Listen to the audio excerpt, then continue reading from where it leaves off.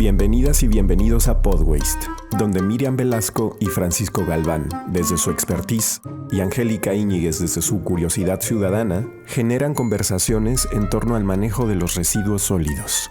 Aquí te ofrecemos soluciones reales, no greenwashing. Te damos la bienvenida al primer episodio de Podwaste, el podcast de DS Latam ISWA México. Yo soy Miriam Velasco y tengo más de 20 años de experiencia en el tema de manejo de residuos sólidos, tanto en el sector público como en el sector privado, a nivel nacional. Y soy parte del equipo de DS Latam. Y yo soy Angélica Íñiguez, soy periodista y soy una ciudadana que no es especializada en manejo de residuos sólidos ni en sostenibilidad, pero me interesan mucho esos temas. Me gustaría saber qué puedo hacer como ciudadana, sobre todo qué puedo hacer con el tema de la basura. Es importante dejar claro que hay una gran diferencia entre basura y residuos. Hay un experto en el tema, más que experto, alguien que vivió realmente como ese generar cero residuos, que es Carlos Padilla Massieu, es de Michoacán, y quienes trabajamos en este tema lo ubicamos perfecto.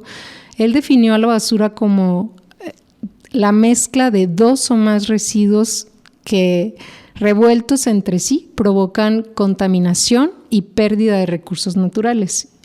Y la diferencia entre residuos y basura es precisamente que residuos, si lo definimos de acuerdo a la ley de residuos, precisamente que más adelante vamos a hablar de eso, residuo es un material o un producto que alguien desecha y que puede ser susceptible a ser valorizado o requiere sujetarse a tratamiento o disposición final. Uh-huh. Es decir, que si mezclamos todos estos residuos, por ejemplo, un Tetra Pak con una cáscara de plátano, con la popó del perro que recogí, con la bolsita y todo eso, eso se convierte en basura. Y si cada uno de estos residuos lo enfocamos en el lugar al que tiene que ir, pues precisamente ya no estamos construyendo basura. Sí, bueno, más o menos. En realidad hay un porcentaje de residuos como el papel, el cartón, el plástico que puede ser valorizado, reciclado. Entonces, por eso es tan importante que no mezclemos, porque si mezclamos, pues entonces se vuelve más difícil que estos residuos vuelvan a ser aprovechados. Hay otro porcentaje de residuos que también, pues sí necesitan recibir a lo mejor un tratamiento o disponerse en algún sitio. Entonces, pues es muy importante que cambiemos el chip, de que dejemos de generar basura y empecemos a hablar de residuos. Ese es el reto de precisamente toda esta temporada de Podwaste. Y que también sea algo que no solamente sea en la mente, sino que verdaderamente empezamos a tomar acción de las cosas. Claro, porque lo que pensamos nos lleva a tomar ciertas acciones, ¿no? Si pensamos en basura, pues obviamente vamos a generar basura. Si pensamos en residuos, pues ya vamos a tener una conciencia como de separar, de reutilizar e incluso de rechazar ciertos materiales que no van a tener como un uso prolongado, ¿no? Por supuesto, es la intención de esta temporada, o sea, empezar a cambiar las acciones que tenemos como ciudadanos comunes, uh-huh, a tratar de participar en el manejo adecuado de los residuos y también quizás a tratar de dejar de generarlos, porque mucho tiene que ver con nuestros patrones de consumo. Y para comenzar, vamos a presentar a nuestros dos invitados de hoy. ¿Qué te parece? De acuerdo, Angélica. Vamos a presentar a Claudia Hernández, que es maestra en Ingeniería Ambiental por la División de Estudios de Posgrado de la Facultad de Ingeniería de la UNAM. Cuenta con más de 28 años de experiencia en temas ambientales con tratamiento de aguas, gestión integral, residuos sólidos, educación ambiental, y se ha desempeñado como consultora independiente, autora de varias publicaciones del sector residuos sólidos y en los últimos 13 años como asesora de la cooperación técnica alemana GIZ en México, en proyectos relacionados con gestión de residuos sólidos, gestión ambiental urbana, calidad del aire y biodiversidad. Y Rodrigo Atilano Carsi es diseñador industrial por la Universidad Autónoma Metropolitana, tiene estudios de maestría en gestión de la información de la Universidad de La Habana, Cuba. Está por concluir el doctorado en Ecología y Gestión Ambiental en el Centro Universitario Bonpland y Humboldt. Fue director de Gestión Integral de Residuos en la Semarnat y director general de Servicios Urbanos del Gobierno del Distrito Federal. Actualmente es el CEO de la empresa Provechosa, dedicada al estudio y elaboración de proyectos y operaciones en materia de residuos sólidos. Es miembro de ISWA y de DS Latam ISWA México. Bienvenidos. Sí, bienvenidos, 2 autoridades en el tema. Muchas gracias, Miriam. Buenos días, Angélica. Gracias. Saludos, Claudio. Gracias, igualmente. Quisiera, Rodrigo, que nos platicaras un poco acerca de cuál es la situación actual de los residuos en México. Bueno, pues la verdad es que quisiera compartir con ustedes un montón de información. Trataré de ser lo más breve posible porque el panorama no es precisamente el mejor, a mi juicio. Y no es porque sea pesimista, sino porque me apoyo en datos duros, ¿no? Y esos datos duros, por ejemplo, resultado del Global Waste Index 2022, que califica a los países de la OCDE, de la OCDE, ubican a México en el lugar 35 de 38 en materia de manejo y gestión integral de residuos, con una valoración final de 3.5. Es decir, si fuéramos a la escuela y sacamos esa calificación, pues seguramente nuestros papás nos regañarían fuertemente, ¿no? Para tener un poco en contexto, el primer lugar de estos países es Corea del Sur con 100, es decir, sacó 10 de calificación, y el último lugar, 38, es Turquía con 0. Entonces, pues estar en el lugar 35 de 38 me parece que no es un escenario muy positivo. Un poco para explicar esto, me referiría a la generación de residuos sólidos en el mundo. En el planeta se generan a la fecha 2.200 millones de toneladas de residuos sólidos urbanos. Esto es una cantidad altísima, pero todavía el Banco Mundial en su previsión hacia el 2050 estima que va a haber un incremento del 70% en la generación de residuos. Es decir, vamos a alcanzar los 3.400 millones de toneladas hacia el 2050. Esto es, pues por decirlo menos grave, porque responde pues, a nuestras prácticas y hábitos de consumo, que si no se modifican, pues es, digamos, el precursor de esta cantidad enorme de residuos, ¿no? Luego de esa bolsa de residuos, ¿qué está haciendo el mundo? ¿Cómo los trata? ¿Dónde los lleva? ¿Cómo los maneja? Y la radiografía en promedio en general en el mundo señala que 37% de esas 2.200 millones de toneladas anuales que se generan, el 37% va a un relleno sanitario o a un sitio de disposición final controlado. El 33% va a tiraderos a cielo abierto, es decir, a lugares donde no debería de estar la basura, y solo el 19% es sometido a un proceso de tratamiento, reciclaje, composteo, etcétera, mientras que un 11% es sometido a procesos de termovalorización para aprovechamiento energético. En suma, si tendría que expresar qué estamos haciendo bien y qué estamos haciendo mal, pues la suma de 37 más 33, que es 70, quiere decir que el 70% de nuestras prácticas son de regulares a malas y solo estamos haciendo medianamente bien el 30% del manejo de la basura. Pasando a México, México genera 120.128 toneladas diarias de residuos. Esto es casi 44 millones de toneladas al año. La basura de México es el 2% de la basura del mundo, en ese contexto, ¿no? Y la generación per cápita es de casi 1 kilo, son 953 gramos que cada mexicano genera de residuos sólidos urbanos, ¿no? Entonces, pues ahí, si quieren, lo abordamos un poco más a partir de las preguntas. Viene todo el equipamiento y la infraestructura que se requiere en el país, pues para poder tener una atención debida de este servicio. Oye, Rodrigo, mencionabas los hábitos de consumo de todos nosotros, los que estamos aquí primero y quienes nos escuchan y todas las personas, pero ¿qué pasa también con las industrias? ¿Qué pasa con la mercadotecnia? O sea, es un círculo, es un todo, es una cultura, ¿no? Creo que se enfoca mucho a veces justo en los hábitos personales de consumo, pero ¿qué pasa con toda esa legislación, con todas esas empresas que finalmente también están pues produciendo toda esta cantidad de cosas que consumimos? Buenísima pregunta, Angélica. Fíjate que en México y en el mundo esos residuos en general se consideran residuos de manejo especial. Hay en la norma 161, Semarnat 2011, una serie de corrientes, de categorías que están identificadas y que es necesario que tengan un plan de manejo, que tengan un tratamiento especial.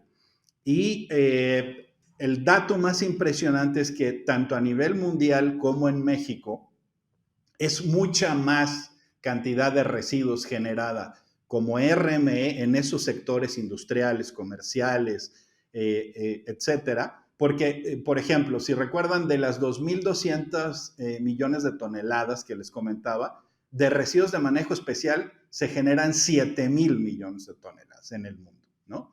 Y en México se estima que la cantidad de RME duplique a la cantidad de residuos sólidos urbanos. Es decir, haya aproximadamente 90 millones de toneladas de residuos de manejo especial que pueden ser tan distintos como residuos de la construcción, excretas pecuarias, de aeropuertos y centrales de camiones, de lodos de plantas de tratamiento de aguas residuales, de centros comerciales, industriales, por supuesto.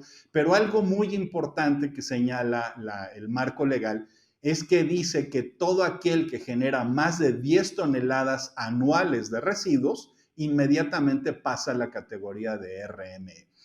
Y para eso hay algo que sí o sí tiene que pasar en este país: aplicar el principio de responsabilidad extendida del productor.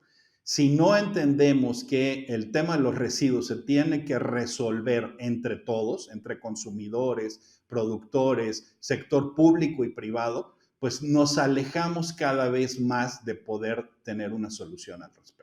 En los próximos episodios vamos a ir desglosando todo este tema para poder diferenciar entre los tipos de residuos que existen ahorita. Ya se mencionaron dos tipos de residuos, que son los residuos sólidos urbanos, que así lo menciona la legislación, que son los que generamos prácticamente cualquier ciudadano común en las casas habitación. Tienen esas características, como algunos de los ejemplos que vimos ahorita: el papel, el cartón, los empaques, los restos de comida.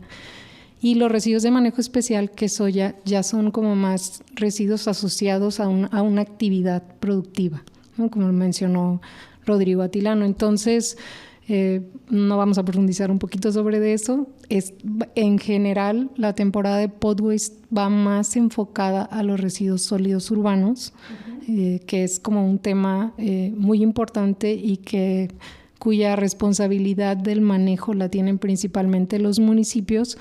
Pero bueno, no vamos a detallar un poquito. Ahorita la intención es como un poco conocer cuál es la problemática en nuestro país. Bueno, ya también en Atilano nos estuvo compartiendo mucho sobre el números a nivel mundial, y creo que también lo vamos a platicar con Claudia. Pero bueno, ¿qué te parece si seguimos preguntándole un poco a Rodrigo sobre la situación en el país? Bueno, ya nos habló de cuánto se genera, de todo el problema que se tiene, pero un poco más ahora sí, hablando no solamente de la generación per cápita por habitante, sino Atilano, quisiera que nos compartieras un poco acerca de cómo es el manejo. O sea, ya nos dijiste que estamos reprobados, ¿no? Sí. en el tema, que estamos de los últimos lugares, lo cual pues no es alentador. Pero entonces, ¿por qué estamos en esos últimos lugares? Mira, yo pienso lo siguiente, ¿por qué sacamos 3.5 de calificación? Justamente porque no aprovechamos los residuos. Es decir, si pensamos, estamos instalados en la comodidad de que como todo va en el mejor de los escenarios a un relleno sanitario, se acabó mi problema, pues eso es lo que me va a equivaler a un 3.5% de calificación. Los residuos tienen un alto potencial de ser aprovechados si pensamos que casi el 50% o incluso más de la fracción orgánica puede ser sometida a distintos tipos de tratamientos, sea a través de composta, de biodigestión, de biomasas, etcétera. Tratamientos y tecnologías existen. El tema es que no lo estamos haciendo. El otro 50%, que son residuos inorgánicos, hasta un 30% aproximadamente tiene potencial reciclable. Y solo un 20% aproximadamente serían residuos que por su composición y características no es tan fácil que tengan un nicho de mercado. Entonces, si hacemos cuentas, digamos, a grandes rasgos, entre el 70 y el 80% de los residuos podrían ser aprovechados. Si México lo hiciera, pues no tendría 3.5 de calificación. Pero me quiero concentrar en eso. Para que eso sea posible, tiene que haber una serie de instalaciones, equipos e infraestructura que actualmente no los tenemos. Les voy a dar datos muy puntuales. En el país hay poco más de 16,000 camiones recolectores de basura. Ahí no estamos tan mal, estamos a un 97% de lo que realmente necesitaríamos. El tema no es tanto eso, sino es la cobertura que tienen esos camiones. De las 120,000 toneladas, solo se recogen 100,000. Es decir, tenemos en números gruesos un diferencial de 20,000 toneladas que no se recogen y que no sabemos dónde están. Normalmente la gente las quema, las deja en laderas, al lado en barrancas, en lechos de río, etcétera, y eso genera un problema ambiental. Después de que la recolección sucede, normalmente tendrían que ir a una estación de transferencia. En el país existen únicamente 102 estaciones de transferencia. Yo estimo que por las características geográficas y la superficie del país, se necesitan 695 estaciones de transferencia. Es decir, nos queda un camino de 593 que tienen que ser construidas e instaladas a nivel nacional. En cuanto a plantas de selección, que es donde ocurre esta selección, clasificación, tratamiento de residuos, únicamente hay 46 en el país y necesitamos 240. Es decir, tenemos que construir 194 plantas adicionales. Pero ese no es el peor de los escenarios. El peor de los escenarios es que tenemos 2,227 sitios de disposición final. Esa cantidad excede casi en 600% lo que realmente necesitaríamos. Este país no necesita más de 400 rellenos sanitarios, no más. Pero lo grave es que de esos 2,227 sitios de disposición final, el 86% son tiraderos a cielo abierto. El 10% son sitios controlados y únicamente el 4% son rellenos sanitarios en el mejor de los casos. Entonces, hacer esta reorganización, prever y lograr la infraestructura que nos hace falta es un tema por demás importante. Fíjense ustedes, me preguntabas, Miriam, el 72% de los residuos llega a un sitio de disposición final. ¿Qué pasa con el 28% restante? Bueno, se estima que el 10% sí se aproveche mediante prácticas del sector informal, sobre todo, y algunas plantas de composta que hay a nivel nacional. Pero el 18% no se recolecta. Esa suma alcanza al año casi 8 millones de toneladas. ¿Cuántos son 8 millones de toneladas? Hagan de cuenta que ustedes son un gigante y que agarraran con su mano el Estadio Azteca, ¿no? Que el Estadio Azteca es la cazuela con la que van a recoger esas 8 millones de toneladas anuales que se quedan en distintos lugares. Podrían llenar 28 estadios Azteca al año con esa basura que no se recoge. Ni el fútbol llena eso. ¿Y quién se va a aventar? Digo, no necesariamente es para que me respondan esto ahora, pero es una pregunta que a mí me surge. ¿Quién se va a aventar a construir toda esta infraestructura que hace falta? ¿Y quién va a ordenar todo esto? Mira, justamente hoy estaba pensando en el podcast y mi cabeza empezó a hacer cuentas, ¿no? Voy a referirme a valores oficiales. Para poder resolver este tema con base en algunos parámetros que han ocurrido en proyectos que hemos hecho, para poder atender esta generación total de residuos en el país, se requerirían aproximadamente 216,000 millones de pesos, que esos son más o menos 12,356 millones de dólares. Si lo escuchan así, dice, pues esto nunca va a suceder porque el gobierno no tiene tantísimo dinero. Por eso la importancia de pensar en modelos como las asociaciones público-privadas, donde se puede compartir la inversión que se requiere, digamos a porcentajes de 50-50 o los que se definan, y pensar en que esto debe de respetarse con principios de gradualidad, progresividad, continuidad, desde luego la responsabilidad extendida del productor, el asociacionismo intermunicipal que es fundamental. Y entonces, si esa cantidad la dividimos entre dos, pues ya no fueron 216,000 millones, ya fueron 108,000. ¿Cuánto queremos invertir como país al año de esa gran bolsa para resolver en el tiempo la gestión de residuos en el país? Para que tengan ustedes una idea y una referencia. 216,000 millones de pesos aproximadamente es la mitad de la inversión del Tren Maya. O es una inversión similar a la refinería de Dos Bocas. Pero ojo, no se está proponiendo que todo lo asuma el gobierno.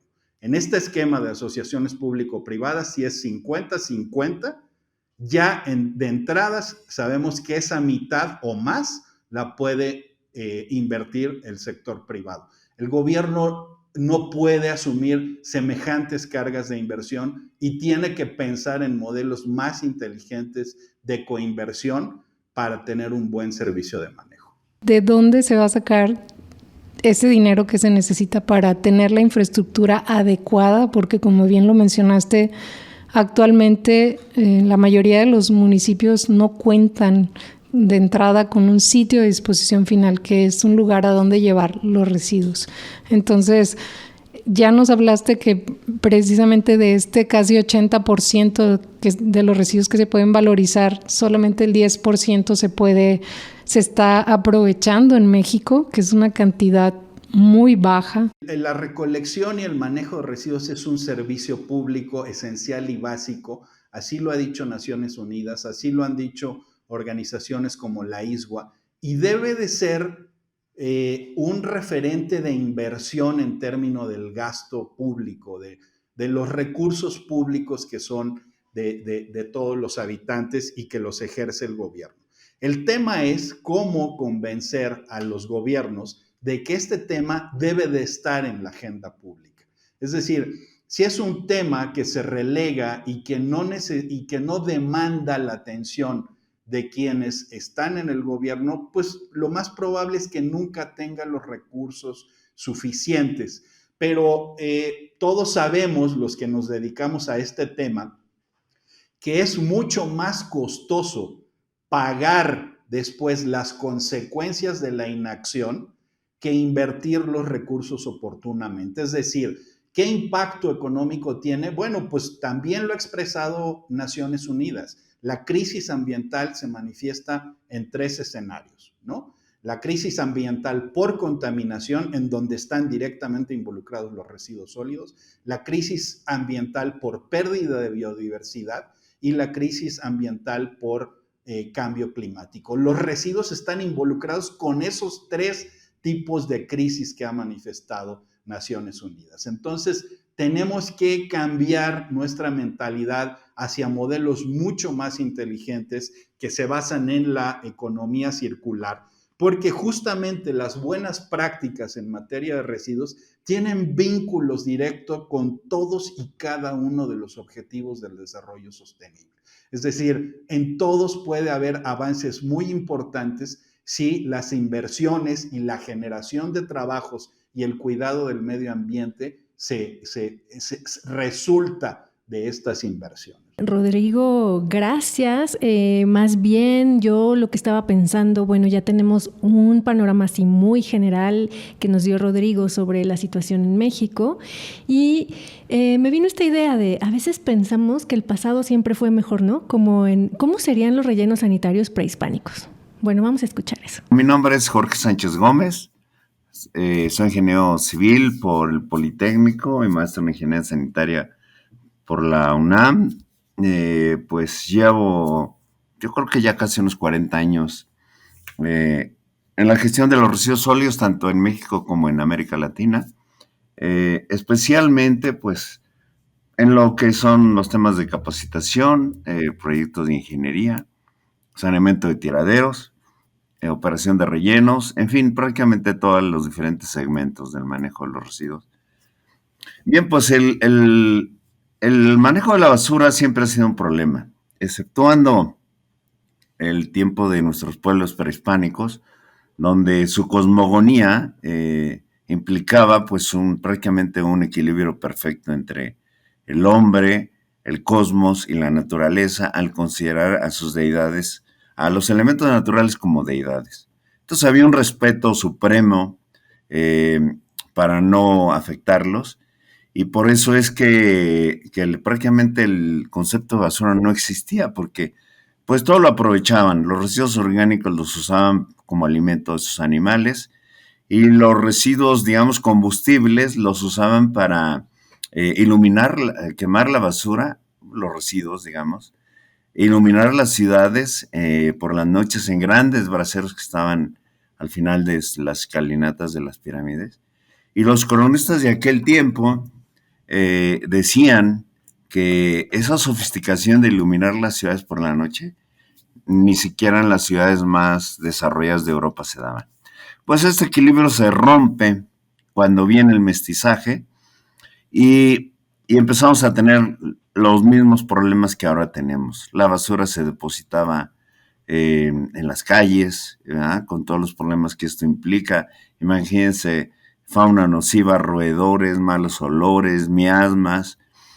Con el tiempo, en la colonia todo fue así. Después, en el México independiente, las cosas se pusieron peor, porque evidentemente fue un periodo de guerras intestinas, de la invasión de los Estados Unidos. Yo creo que aquí es donde nace la pepena, porque había tal pobreza en esos tiempos que la gente buscaba digamos, con qué alimentarse en los basureros que estaban, pues digamos, en cualquier lado. Después, pues viene ya lo que fue la revolución. La revolución, pues la situación se hizo más grave porque las ciudades eran más grandes y los servicios se interrumpieron. Imagínense no tener servicio de recolección. Sí, en una semana es una crisis. Entonces, en un mes, un año. Entonces, esto generó que la basura se depositara en cualquier lado. Y cualquier lado era en las esquinas, en las calles, en los lotes baldíos, en las barrancas. Cuando viene al término de la revolución, en el tiempo de vamos a llamarle la post-revolución, pues empiezan a darse los primeros pasos, ¿verdad? Empiezan a darse los primeros reglamentos, los primeros esquemas, pero siempre a mí me parece yendo detrás del problema. Y la situación ha llegado a tal que en la actualidad, seguimos prácticamente con los mismos esquemas. O sea, la situación no ha cambiado. Los carretones de basura se cambiaron por vehículos motorizados. Los vertederos, si bien es cierto que en algunos casos hablamos ya de rellenos sanitarios, sin embargo, los rellenos sanitarios no operan como deben operar. ¿Por qué? La razón para mí es que la improvisación campea por todo el territorio nacional. La improvisación ha sustituido a la ingeniería. Y yo pienso que este es el principal reto. La ingeniería debe ser el agente de cambio para que podamos enfrentar el manejo de la basura con una visión más amplia, con estrategias y sobre todo desde su origen. Recuerden que los problemas se resuelven a partir de sus causas. Y aquí es donde nosotros debemos de empezar a trabajar. Pues bueno, vamos a continuar entonces con Claudia para que nos hable un poquito acerca del contexto internacional y bueno, también como ella colabora con la Agencia de Cooperación Alemana y que es la GIZ, pero también ha trabajado, como ya lo dije en su reseña curricular, pues tiene muchos años trabajando a nivel nacional, prácticamente yo creo que con todas las entidades federativas. Entonces nos interesa que Claudia nos comparta toda esta experiencia de muchos años trabajando en la gestión de residuos en México. Como ya bien lo dije, es autora de varias publicaciones que han sido de gran utilidad para todas las personas que nos dedicamos a este tema, principalmente a las del sector gobierno. Entonces, Claudia, quisiera que nos compartieras cuál ha sido tu experiencia trabajando en este tema de residuos. Hola Miriam, hola Angélica, y gracias Rodrigo por toda esa introducción previa y que siempre nos dejará pensando en qué hemos hecho, por qué estamos hasta aquí. Como dices Miriam, realmente todo este camino de México no ha sido fácil. Comencé trabajando y colaborando de manera más o menos cercana con la cooperación técnica alemana GIZ en México desde finales de los 90, desde el 98. Realmente desde allí fue empezarse a dar cuenta de lo que estaba pasando a nivel nacional.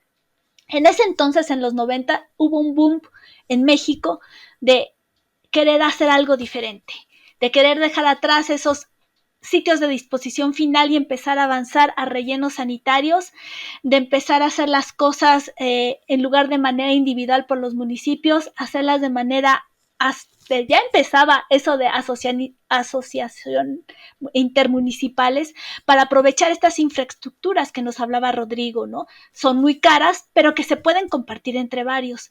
Desde finales de los 90 venía la inquietud de México en ese sentido y empezó a trabajar precisamente con Banco Mundial, Banco Interamericano de Desarrollo, varias de las cooperaciones, estuvo la japonesa y empezaron a tocar la puerta con los alemanes. Quien trajo a los alemanes a México no fue el gobierno federal, fue el Estado de México, porque ya no sabía qué hacer con los sitios de disposición final. En ese momento se tenían más tiraderos que municipios. Y la idea era, ¿qué hacemos? ¿Por dónde le llegamos? ¿Cómo trabajamos? Y a partir de allí precisamente fue empezar a ver qué oportunidades había de impulsar algo. Si ustedes saben, y por los números que nos dio actualizados Rodrigo, ningún presupuesto va a ser suficiente, ni del gobierno, ni tampoco de lo que mande Europa, Alemania o cualquier otro país. Siempre va a hacer falta más y más. Pero la otra parte, una parte de la ecuación que tiene que ver con este mundo de los residuos es la parte social. Como decías, sector informal, como decíamos, sector privado, sector gobierno, pero también otra parte muy importante somos ustedes y nosotros, la sociedad. ¿Y cómo nos involucramos en todo esto? Y fue ahí donde se empezó a ver por parte, en este caso, de la cooperación internacional, el que teníamos que impactar precisamente a ese ser humano para que entendiera que basura no es igual a residuos, que necesitamos cambiar el chip, que las acciones pueden ser diferentes en dos sentidos. En la persona de a pie, de la calle, pero también en aquellos responsables de los servicios públicos. Qué interesante, la verdad, porque precisamente a mí me tocó iniciar en el tema como en el 2000, ¿no? Y que fue cuando conocí a la cooperación alemana. Y en ese entonces pues estaba ya apoyando a nivel nacional ya con la federación, como bien lo dice Claudia, pero yo no sabía. Bueno, sí sabía que inició con el Estado de México, trabajando con uno de los asesores principales y donde ya tenían exactamente un programa, ¿no? Que iba dirigido a la gestión integral de residuos sólidos, pero gracias a ellos empezó todo un trabajo de fortalecimiento institucional a nivel nacional que empezó a dar pie a precisamente a que la infraestructura realmente llegara, a que las autoridades, como bien dijo, son dos sentidos, ¿no? El ciudadano y el responsable de los residuos, que bien, ya lo dijimos que los residuos sólidos, pues la responsabilidad está principalmente en los municipios y que bueno, como ya lo comentaba Rodrigo, pues es un tema financiero muy importante, pero a veces no hay interés, no es un tema que de votos, ¿no? Pero no hay interés, pero también a mí me tocó trabajar con municipios y no necesariamente, y creo que Claudia también nos podrá compartir algo de eso, a veces sí tienen interés, pero el recurso que tienen, más bien no tienen recurso para el tema de residuos. O sea, es como el último. Los municipios decían, primero necesito resolver los problemas de agua, de luz y de todo, y al final, si me alcanza, entonces veo ese tema. Pero ya vimos que sí se requiere una inversión importante, pero también ya estamos viendo, ya lo volvió a tocar Claudia, que desde entonces ya estaba el tema de las asociaciones intermunicipales, y es algo que, bueno, ahí quisiera que nos platicaras un poquito más. Ha sido que nos subimos realmente a la montaña rusa. Empezamos a subir precisamente impulsados por toda esta necesidad que había de transitar precisamente de un desorden a ordenar, a capacitar, a formar gente, civiles y servidores públicos para que empezáramos a cambiar el chip con respecto a los residuos. Regreso un poquito al Estado de México. Empezó con la cooperación alemana allí a trabajarse algo que era importante: cómo normar, cómo regular, cómo tratar a partir de esa ley general de equilibrio ecológico y protección al ambiente, empezarle a dar forma, marco legal y sustento para que el gobierno del estado pudiera impulsar a los municipios y que se pudiera hacer algo ya más estructurado. A partir de ahí fue precisamente cuando la federación empezó a voltear y dijo, ¿qué están haciendo aquellos? Se están adelantando. Ese es un proceso de la nación, no es un proceso de una entidad, y menos de un municipio. ¿Qué está pasando? Y empezó precisamente a tocar la puerta con la cooperación alemana, y empezó la cooperación alemana a decir, pues trabajemos, hay muchas cosas que se pueden hacer, tenemos otras 32 entidades en las que se puede hacer algo y que podemos desarrollar un mejor modelo. Los 2000 fue parteaguas, se empezó a trabajar precisamente de manera interna con la Semarnat en ese establecer una ley dentro de la parte de equilibrio ecológico y protección al ambiente, la Ley General de Prevención y Gestión Integral de Residuos. Salió en el 2003. Fue mucho ir y venir de empezar a estructurar qué hay con los residuos. ¿Son todos de atribución de la federación?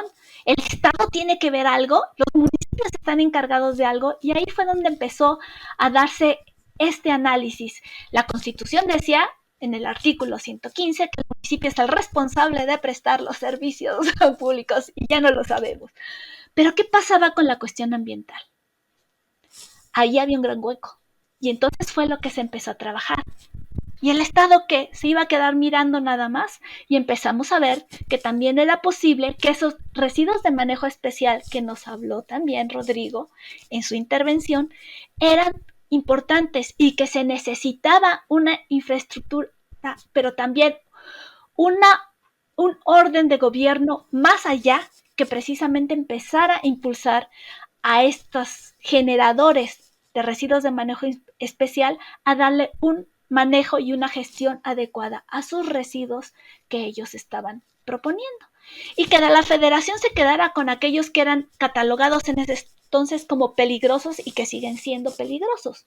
Empezaron las 3 categorías, las 3 funciones, atribuciones, y ahí fue donde empezó, yo diría, como esos 5 años de boom en México, en donde se empezaron a desarrollar leyes, normas, reglamentos y demás andamiajes de tipo legal que le facilitaran precisamente a cada orden de gobierno cumplir con sus responsabilidades y obligarlas a aquellos que estaban también, que eran los sujetos directamente relacionados como generadores de esos residuos, incluyéndonos a nosotros, los ciudadanos de a pie.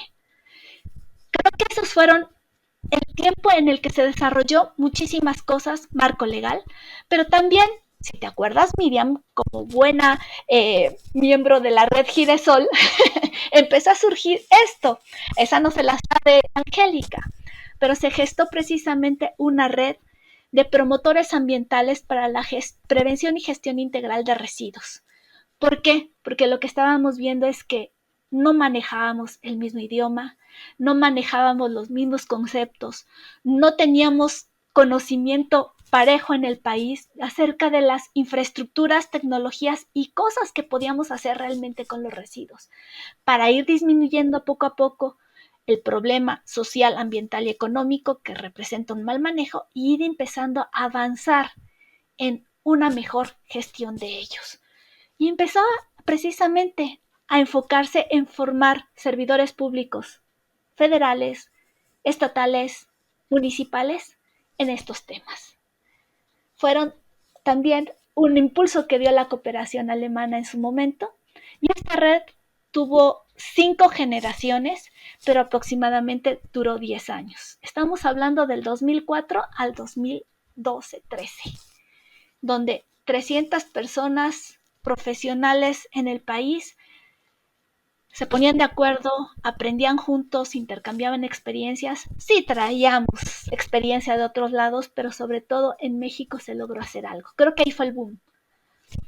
Y de repente, lo que no es raro en nuestro país y que deberíamos de procurar que cada vez fuera menos, cambio de administración y ustedes saben lo que pasa.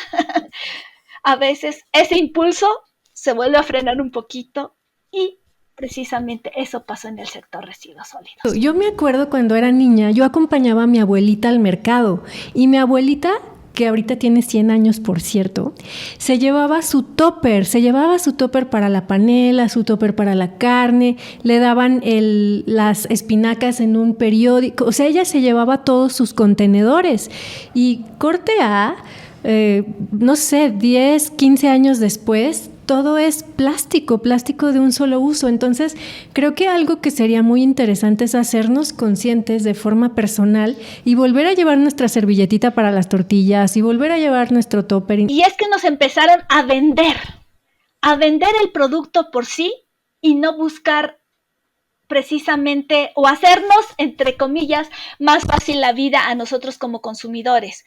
Por ejemplo, tu abuelita se llevaba su bolsa de mandado, seguramente su ¿cómo se llama? Para envolver las tortillas, ahorita se me fue, su servilletita bordada para las tortillas y todo lo que iba a necesitar. Ahorita cuando tú sales de súper tienes que aprovechar la vuelta, no sé si te pasa a ti, a mí sí me pasa, si salgo yo fuera de la casa, en un solo recorrido tengo que ir a trabajar, de regreso tengo que pasar por las tortillas, de regreso tengo que pasar por, no sé, por el kilo de jitomates o cebollas que se me olvidó, y ya no llevo yo ni la bolsa de mandado ni algo en que traerlo. Me facilitan la vida porque viene embolsado, pero ese me facilitan la vida implica materiales que sí me van a ayudar, pero que después no hay la manera de cómo retornarlos o cómo hacerlos que circulen. O sea, ahorita nos facilita la vida, pero en el futuro ya nos la está complicando. Quítale el futuro, ya no la están cobrando. Bueno, nos la estamos cobrando a nosotros mismos, porque estamos ingiriendo cada vez, por lo menos, microplástico. Ese es justamente otro de nuestros episodios, así es que no se pueden perder toda la temporada. El tema de la gestión de los residuos plásticos es todo un tema que requiere precisamente un episodio y que quizás va a ser insuficiente para tratar todos los problemas que estamos teniendo precisamente por el plástico. Pero bueno, efectivamente, Claudia, como nos dices, pues desafortunadamente ha faltado también un interés, voluntad, ¿no? Para poder seguir trabajando en el tema. Algo que quieras compartirnos para poder cerrar. Creo que mucho tiene que ver precisamente estos cambios y esta evolución del consumidor y del productor de materiales que a final de cuentas se convierten en residuos. No es por mala onda, no es por voy a fastidiar al ambiente y a los seres humanos, no. Ha sido todo o por facilitar la vida, pero también por cuestiones de salud y de higiene. Recordemos esa pandemia que pasamos de COVID-19, que está estrechamente relacionada también con un aumento de la generación de residuos. ¿Por qué? Porque teníamos que hacer algo para cuestiones de salud, pero que ahora tenemos que hacer algo para revertir eso y para entender más los procesos. Creo que ahí tenemos que invertirle mucho otra vez, sí a infraestructura, sí a facilitar y a estructurar otro tipo de sistemas no lineales, sino más circulares, más integrales, más sustentables, pero no dejar fuera precisamente ese factor importantísimo, al ser humano. Porque si no lo involucramos, si no lo concientizamos, si no lo sensibilizamos, no le damos las herramientas, vamos a seguir así. Y creo que en México esa es una de las cosas que tenemos que impulsar todavía, sea a través de la cooperación, sea a través de la academia, sea a través de donde sea, pero tenemos que hacerlo. Ese volverle a dar herramientas al ser humano. Muchas gracias, Claudia, muchas gracias, Rodrigo, por habernos acompañado en este primer episodio de Pod Waste. Creo que tenemos ahora un panorama general y nos damos cuenta de la complejidad que implica, de que cada una de los conceptos de los que hablaron da para un episodio, por lo menos para un episodio completo. Y bueno, pues aquí tengan paciencia, aquí estaremos hablando de todos estos temas. Les agradecemos mucho a ambos. Oye, Miriam, y pues lo que a mí me queda de este episodio, así clarísimo, es que ya no le voy a decir basura. Tenemos que, como lo dije al inicio, cambiar el chip y empezar a cambiar también la cultura del manejo de los residuos desde no solamente la generación, sino la prevención. Es decir, ya vimos que muchos de estos residuos se generan por nuestros patrones de consumo, como el consumo de plásticos de un solo uso. O sea, desde ahí, los desechables son básicamente para que es comodidad pura, o sea, realmente no se necesitan, no podemos, no tengo ganas de lavar los platos, entonces compro materiales porque voy a tener una fiesta, porque todo es desechable. Te compras un agua fresca en la Michoacana y es ya un super vasote de unicel que te duró 10 minutos en lo que te tomaste el agua y ya. Exacto. Y va a durar, no sé, 3,000 años, no sé cuántos. La vida útil son 5-10 minutos máximo, entonces hay que reflexionar sobre eso. Y es una forma de vida, es preguntarnos cómo estamos viviendo, cuál es nuestro sentido de vida en este momento, ¿no? Por supuesto, preocuparnos un poco más por todo lo que está generando ahora los plásticos. La quema genera sustancias tóxicas. Exacto. Entonces hay que reflexionarlo, vamos a ir platicando, no se pierdan los siguientes episodios porque vamos a ir, como les dije, desmenuzando todos estos temas de los cuales hemos estado hablando, tanto de la gestión como de la parte de que nos enfatizaba Claudia, ¿no? Los responsables, somos generadores o ciudadano común, empresas y responsables o autoridades del manejo, ¿no? Y el sector privado, que necesitamos que se incorpore más también a la gestión de los residuos para que esos millones que se necesitan para tener la infraestructura adecuada en México, pues salgan de algún lado. Así es. Pues muchas gracias por escucharnos, gracias que nos escuchaste en Pod Waste. Antes de irnos y cerrar, vamos a escuchar también a Francisco Galván. Hola a todos y todas, mi nombre es Francisco Galván, soy el presidente de DS Latam. Con el tema de hoy quisiera hacer un par de reflexiones. Una de ellas tiene que ver con el comentario de Rodrigo, que bien señalaba que México se encuentra en el ranking 35 de los países que tienen una mala o pésima gestión en el tema de los residuos. Y bueno, creo que teniendo esta situación en México es importante vislumbrar que requerimos una política pública más eficiente, requerimos inversión público-privada y reglas más claras para poder marcar el rumbo que requiere este país hacia una buena gestión que nos permita un buen vivir a todos. y que podamos transitar de estos esquemas de manejo de residuos de forma lineal hacia un esquema de circularidad que nos llevará tiempo, pero debemos de definir claramente hacia dónde queremos ir a través de una política pública clara, donde los 3 órdenes de gobierno, tanto el federal, el estatal como los gobiernos municipales, sepan hacia dónde vamos y donde el sector privado tenga una participación importante. Esto es un tema que tenemos que resolver todos, sector público, sector privado y sociedad. Es un tema que nos atañe a todos. Es un tema que tenemos que trabajar bajo un lineamiento que nos lleve a ser un país con una muy buena gestión integral de residuos. Y segunda, desmitificar el tema de que la basura es un gran negocio. Todo el mundo piensa, hay un pensamiento simplista de que solamente saco mi basura o separo la lata, el cartón y yo ya cumplí. Esto va más allá. Esto va con un tema muy importante, es ¿cuál es el papel de las autoridades? El papel de la autoridad es establecer políticas públicas claras, precisas y que estén orientadas al buen manejo y a mejorar la calidad de vida de la población. La gente hace su parte cotidianamente, pero falta que la autoridad tenga mayor claridad, ¿sí? Entonces, pensar que la basura genera tanto dinero como se ha especulado desde hace años en México no es verdaderamente. Todo esto tiene que ver con un tema de lógica. La gestión de los residuos genera recursos, genera oportunidades, sí, solo sí tenemos una política pública, sí, solo sí tenemos los recursos suficientes, sí, solo sí se establecen las reglas claras de participación del sector público y privado con un rumbo para el aprovechamiento de los residuos y con un tema fundamental del que no queremos hablar ni ciudadanos ni autoridades, el pago. Hay que pagar por el servicio de manejo de residuos. Los recursos públicos no son suficientes para poder invertir en infraestructura. Rodrigo también comentaba sobre el tema de la escasez de infraestructura para el buen manejo de residuos. Esto tiene que ver con esta corresponsabilidad en el pago de los servicios. Es el único tema, es el único servicio público en México que no se paga. Si no tenemos el suficiente recurso y nos hacemos corresponsables sociedad, gobierno y empresas, pues no tendremos un rumbo claro. Así es que yo los invito a que consideremos dentro de la política pública nacional el cobro del servicio y que toquemos verdaderamente el tema de los residuos como una política pública para el buen vivir de este país.